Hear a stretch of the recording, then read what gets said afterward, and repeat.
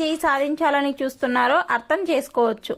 ఇక ఇదిలా ఉంటే అసలు విషయం ఏమిటి అంటే ఈ వీక్ నామినేషన్స్ లో భాగంగా 3 క్లాన్ మెంబర్స్ 3 భాగాలుగా కూర్చొని ఉన్నారు.